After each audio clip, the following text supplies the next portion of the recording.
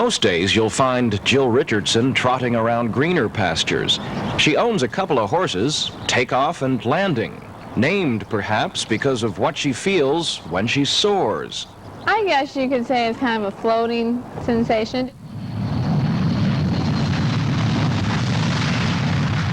Flaps. Transponder. Autopack trip is normal, lights and strobes. On other days, you'll find Jill Richardson in the cockpit of a Boeing 727. This day, she's flight engineer on Alaska Airlines number 99, bound for Fairbanks. Fuel is set, hydraulics, pressures and quantities checked. Jill makes sure fuel levels are constant. She keeps the cabin cool. She rides herd on a captain and co-pilot. Flaps. 15, green lights and detent. Stabilizer trim. 6-0 set.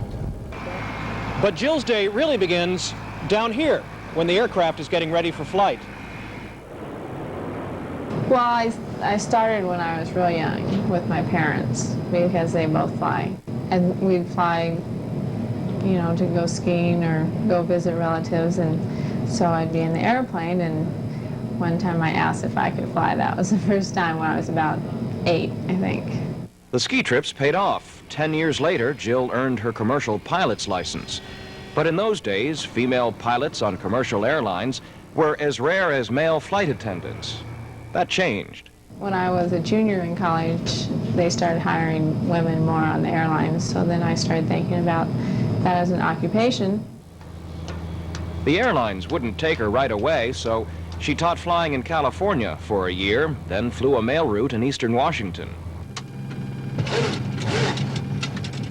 Jill doesn't think much about being a woman working in a traditionally male cockpit. The men say she's just another crew member. And to the captain, Mel Amon, Jill's presence is ironic. Yes, her mother, back in the late 40s, was my instrument instructor. I got my instrument rating from Jill's mother.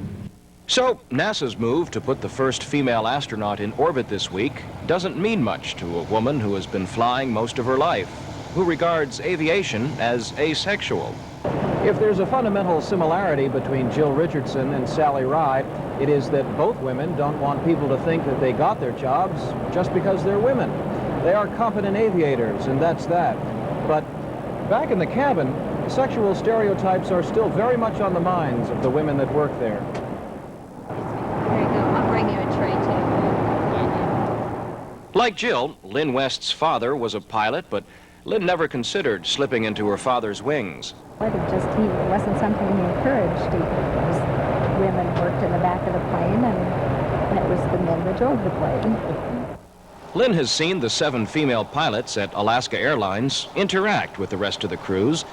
She says they are neither one of the girls nor one of the guys.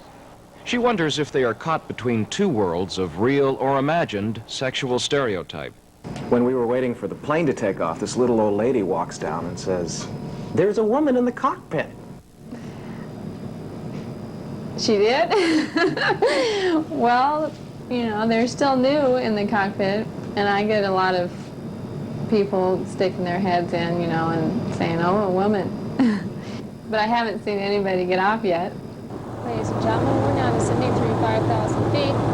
We'll be landing in Fairbanks in just a few minutes. We'll be landing on runway 1 left to the north. And Fairbanks, weather at this time is clear, with a temperature of 60 degrees. We hope you enjoyed your flight with Alaska. At this time, would you please ensure that your seatbelts are securely fastened? We'd like to ask our flight attendants to please take their seats at this time. Thank you. Saturday, when Sally Ride takes off for space, Jill Richardson will be taking off for Fairbanks. And on both trips, those who still think a woman's place is in the galley will be left way behind.